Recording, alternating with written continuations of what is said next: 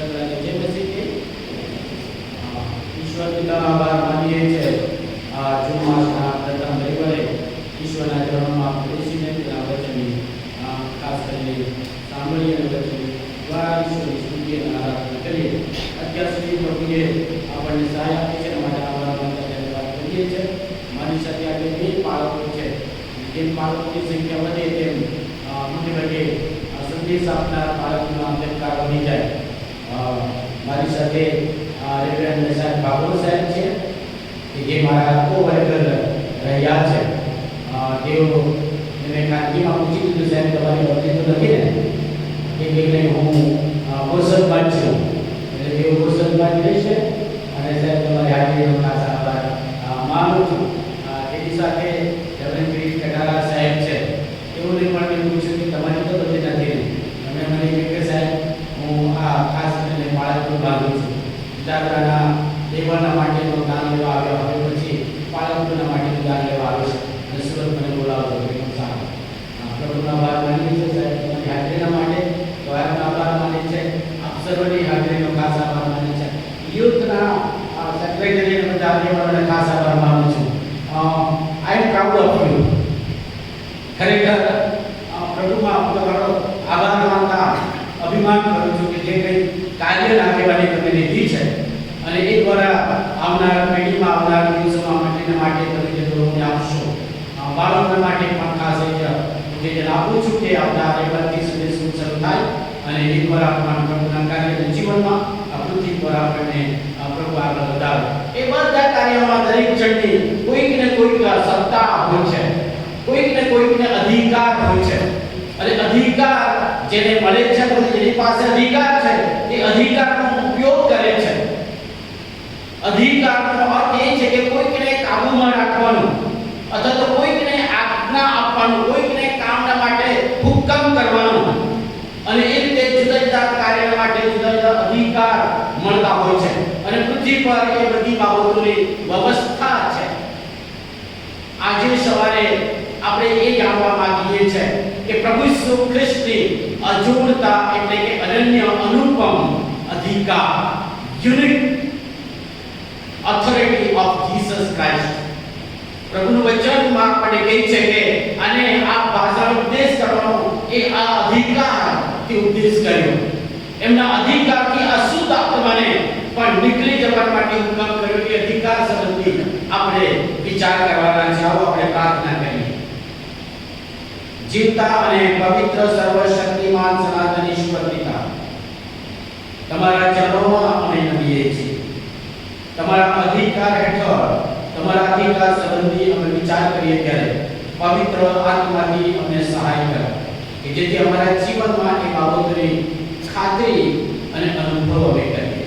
તમારા વચનનો પ્રકાશ અમારા પર પાડો. અમે બધા તમારા હાથમાં સોંપતા અમારી પ્રાર્થના મુક્તિદાતા પ્રભુ ઈસુ ખ્રિસ્તના નામમાં માંગીએ છીએ. આમીન. કોઈકને અધિકાર પ્રાપ્ત કરવાની ઈચ્છા થાય, કોઈકને અધિકાર મળે ત્યારે તે અધિકારને લાગુ કરવાનો દુરુપયોગ કરવાનું મન થાય અથવા અધિકાર પ્રાપ્ત કરવા માટે આપણે કોશિશ કરતા હોય. એ પછી ઘરથી માંડીને સમાજમાં અને જગતમાં આપણે જઈએ ત્યારે કોઈકને કોઈક આપણા પર અધિકાર કરે અથવા તો પછી આપણે કોઈના પર અધિકાર એ જમાવીએ છીએ. અને એટલા માટે તે બાળકો એક દિવસે વાત કરતા હતા કે તમારા ઘરમાં કોણ ચલાવે છે, એટલે કે તમારા ઘરમાં અધિકાર કોણ કરે છે. અને બંને બાળકો વાત કરતા કરતા લાંબી ચર્ચામાં નીકળી ગયા. હવે એ બાબતો બાળકો અનિર્ણય પર આવ્યા કે ખબર નહીં પડે કે મમ્મી ચલાવે કે પપ્પા ચલાવે. કોઈ વખત મમ્મી ચલાવતા હોય એવું લાગે મમ્મી અધિકાર કરે છે પપ્પા પર, કેટલીક વખત પપ્પા મમ્મી પર અધિકાર કરે છે.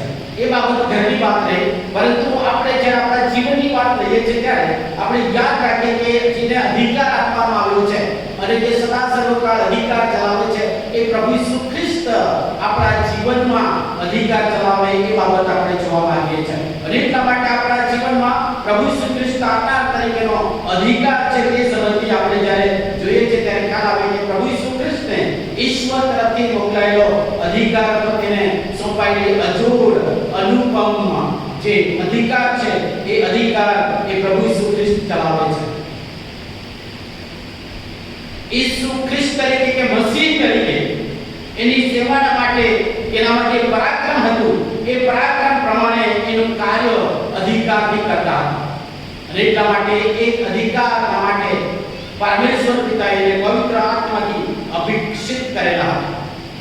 અને એ અધિકાર માટે જો આપણે અર્થ સમજવાની કોશિશ કરીએ તો મૂળ ગ્રીક ભાષામાં જે એક્ઝિયોસિયાસ છે, એટલે કે એક્ઝિયોસિયાનો અર્થ અધિકાર છે, જ્યારે ડાયનામિસ છે એટલે કે પરાક્રમ છે.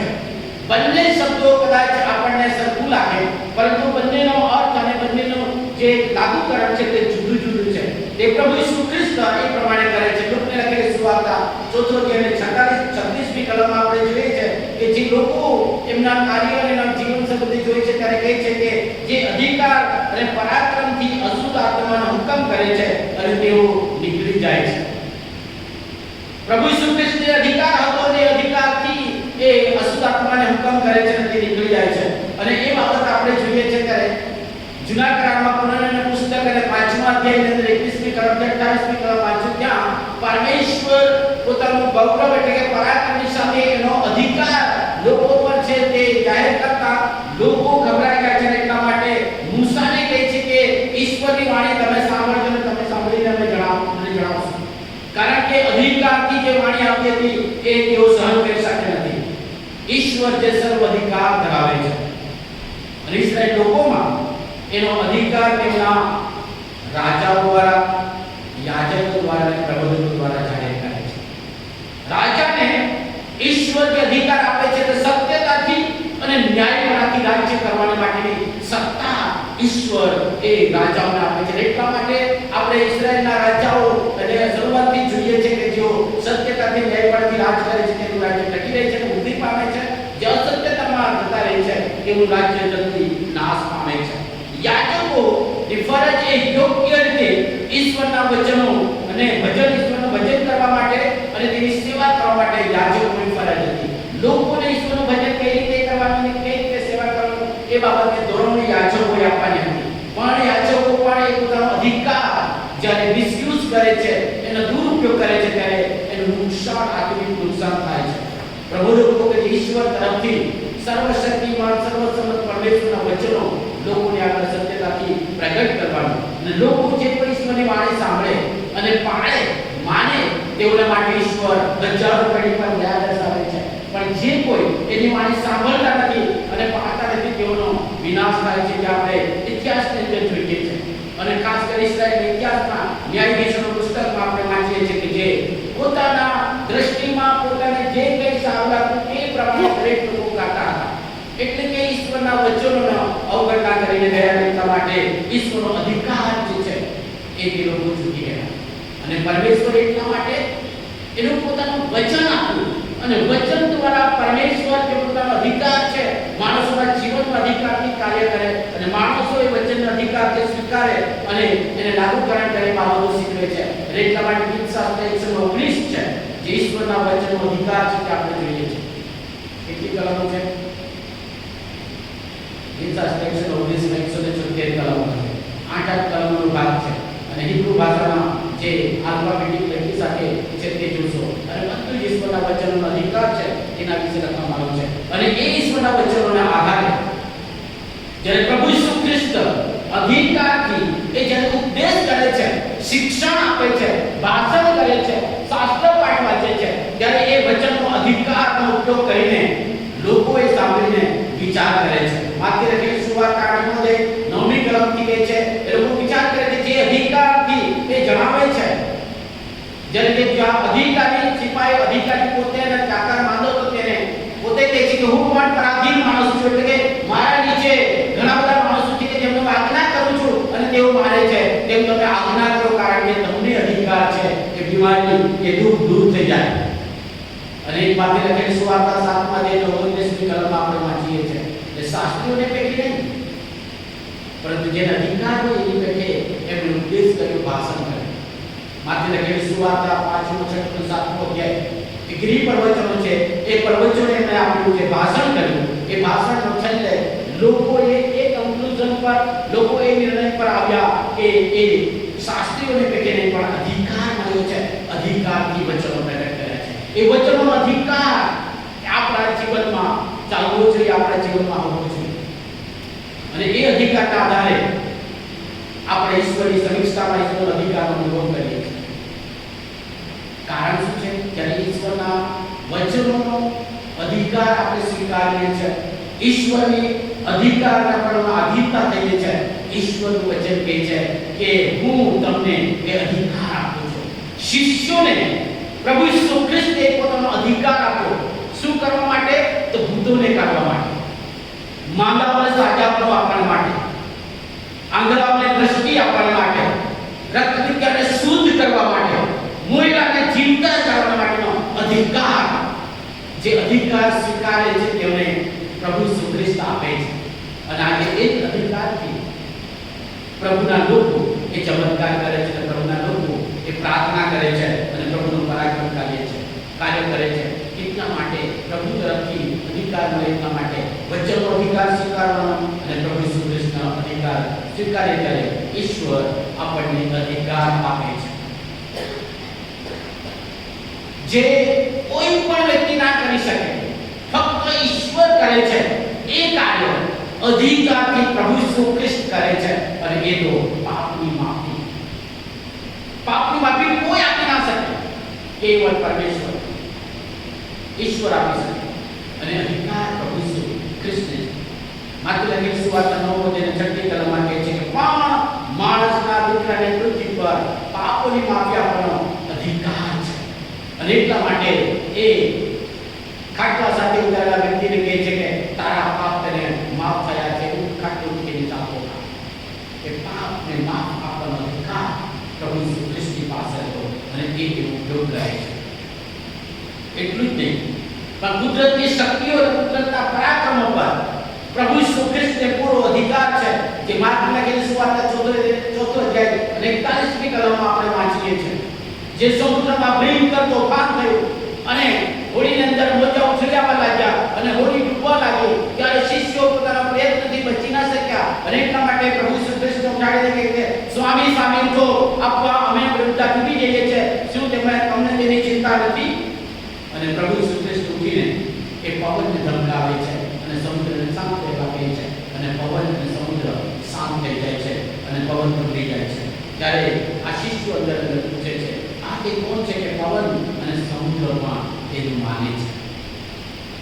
અધિકાર, unique authority with God on the nature. કુદરત પર એ અજોડ અનુપમ એ અધિકાર ધરાવે છે. એટલા માટે એનું માને છે. અને વાલાઓ, ઈશ્વર એ બાબતોથી આટલી ગરીબીમાં પ્રભુના લોકો તરીકે પ્રભુનું વચન સાંભળવા માટે એ સામર્થ્ય આપે છે. કારણ કે આ કુદરત પર એનો અમલ અને અધિકાર છે. એટલું જ નહીં, પણ જે માણસ હંમેશા ઝઝૂમતો રહ્યો છે, જેના માટે દરેક માણસ ગભરાય છે, ગમે તેટલો હિંમતવાન હોય, ગમે તેટલી આ બધી બુદ્ધિશાળી હોય કે સત્તા હોય કે માન હોય, પણ એ માણસ જે ગભરાય છે તે દરેક બાબત નથી તો મરણ. એક ને એક દિવસે મરણ આવશે. પણ પ્રભુ ઈસુ ખ્રિસ્ત એ મરણ પર અધિકાર ધરાવે છે. યોહાન લખેલી સુવાર્તા અને 10 અધ્યાય 18 કહે છે એ જીવ મારો જીવ એ કોઈ મારી પાસેથી લઈ શકતું નથી, પરંતુ હું મારી પોતાની મેળે હું આપી શકું છું અને પાછો હું લઈ શકું છું. પ્રભુ ઈસુ ખ્રિસ્ત એ મરણ એટલે કે પોતાનું જીવન પર અધિકાર છે, મરણ પર અધિકાર હતો. અને એટલા માટે એ પોતાની મેળે આવે છે અને પાછો એ જીવ લઈ લે છે, પોતાની ચિંતા થાય છે. અને એટલા માટે ઉત્તમ પામનાર પ્રભુ ઈસુ ખ્રિસ્ત જ્યારે શિષ્યો જોયા પછી એ છેલ્લે સમયે શિષ્યોને એમ કહે છે કે બધી બાબતો તમે સાંભળી છે, જોઈ છે, એના તમે સાક્ષી થશો અને તમે બધી બાબતો શીખાડજો અને શિષ્ય બનાવશો અને બાપ, પુત્ર અને પવિત્ર આત્મા નામે તમે બાપ્તિસ્મા આપો. કેમ? કારણ કે જુઓ, સર્વકાળ સુધી તમારી સાથે છું. કઈ રીતે? સર્વ આકાશ અને પૃથ્વી પર બધો અધિકાર મને આપવામાં આવ્યો છે.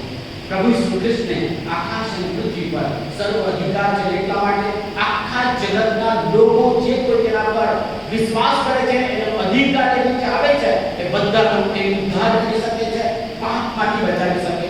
બીમારીમાંથી છોડાવી શકે છે, સાજા પણ આપી શકે છે અને ભરપૂર જીવન આપી શકે છે. અને એટલા માટે આખા કસ્મસ આખા વિશ્વમાં એ અધિકારી છે અને એનો અધિકાર હેઠળ ચાલે છે. અને એટલા માટે વચન દ્વારા આપણને જીવન મળે એટલા માટે અધિકાર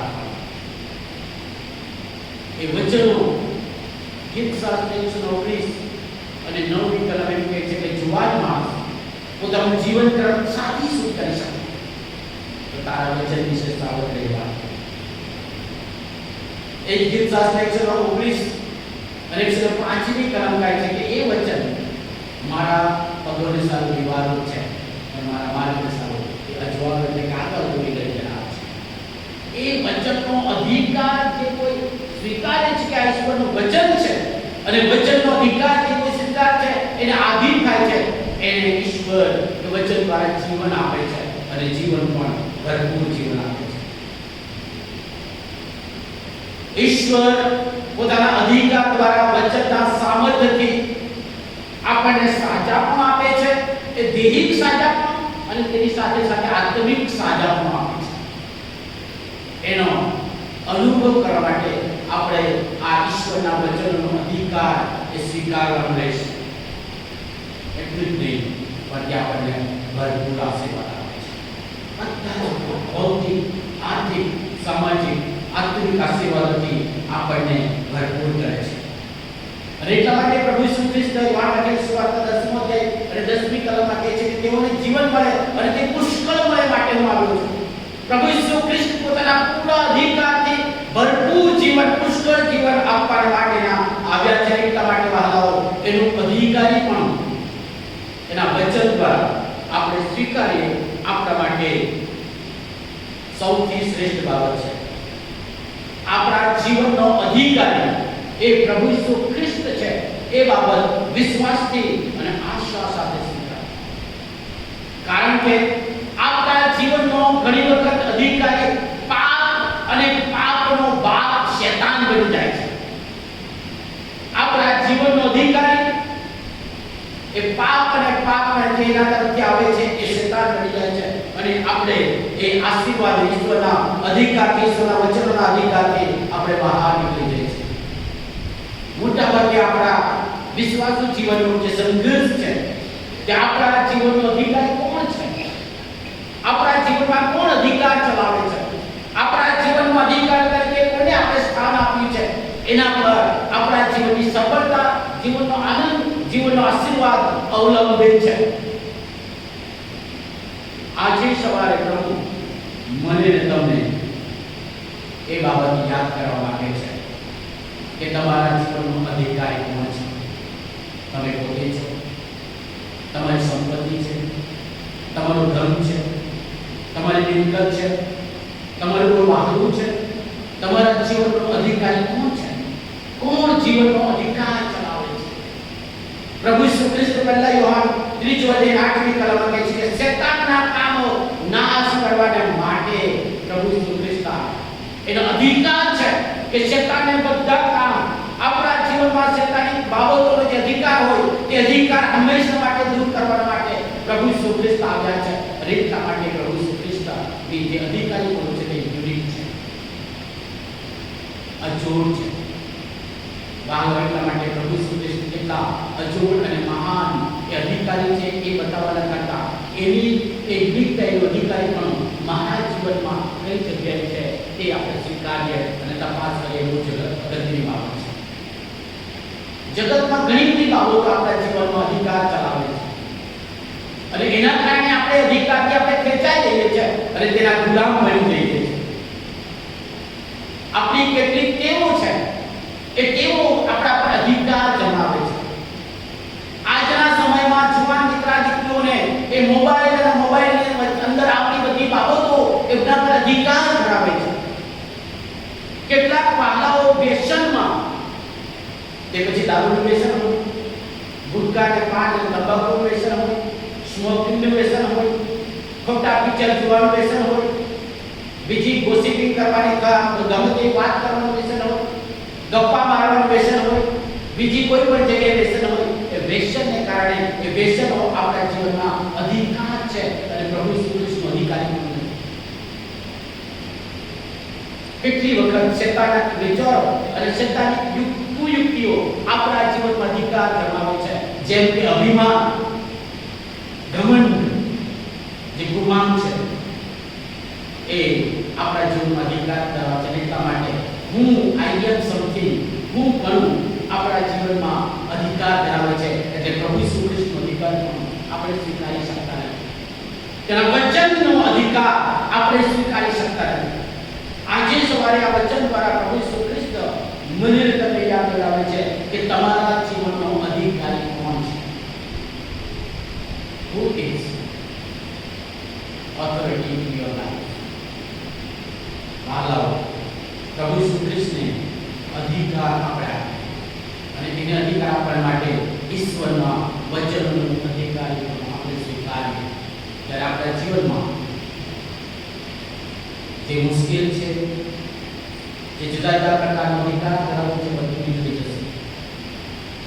એક જુવાન માણસ કેટલાક દિવસથી આવે છે, મને કહે છે કે ફાધર, પૈસાને લીધે મારી જિંદગી બરબાદ થઈ ચૂકી છે, હું સુસાઇડ કરવાનો. પ્રભુને ધન્યવાદ આપીને કાઉન્સિલિંગ કરી, સમજાવી, પ્રાર્થના કરી અને 3-4 દિવસ પહેલા આવે ત્યારે બહુ ખુશમાં તમારી પ્રાર્થનાને દોડે મને જે બાબતો મારા જીવનમાં તેમાંથી મને છોડાવીને આ મારા જીવનનો અધિકાર કર્યો છે. પ્રભુને ધન્યવાદ આપે.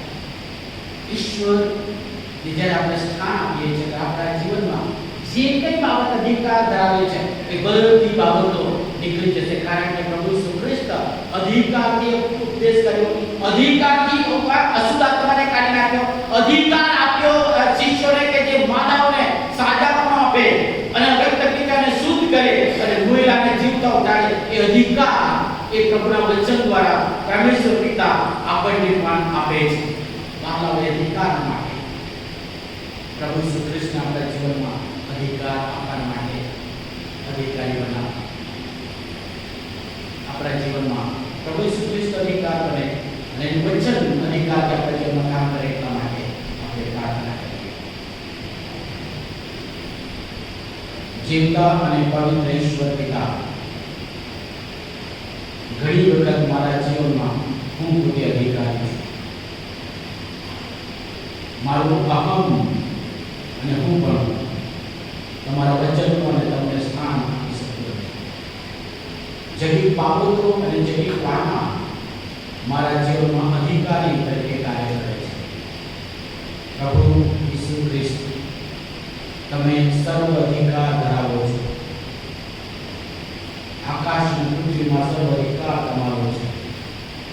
એ અધિકાર મારા જીવનમાં રહે એટલા માટે તમારા વચનનો અધિકારી પણ સ્વીકારો. એટલા માટે પવિત્ર આત્માની સહાય કરો. પ્રભુ ઈસુ ખ્રિસ્ત એ શૈતાની અધિકારી પણ મારા જીવનમાંથી, હૃદયમાંથી હંમેશા માટે દૂર કરો. એટલા માટે તમારો અધિકારી પણ સ્વીકારો છો. મારા જીવનમાં આવો. મારા જીવનમાં તમે અધિકારી બનો, જેથી એ નાશના ખાડામાંથી, પાપના બંધનમાંથી, અશુદ્ધતામાંથી હંમેશા મને તમે છોડાવી. પ્રભુ ઈસુ ખ્રિસ્તને સદા તમારા હાથમાં સંભાળી છે. પ્રાર્થના પ્રભુ ઈસુ ખ્રિસ્તના નામથી છીએ. વચનના પ્રકાશમાં વચન સંગ્રહમાંથી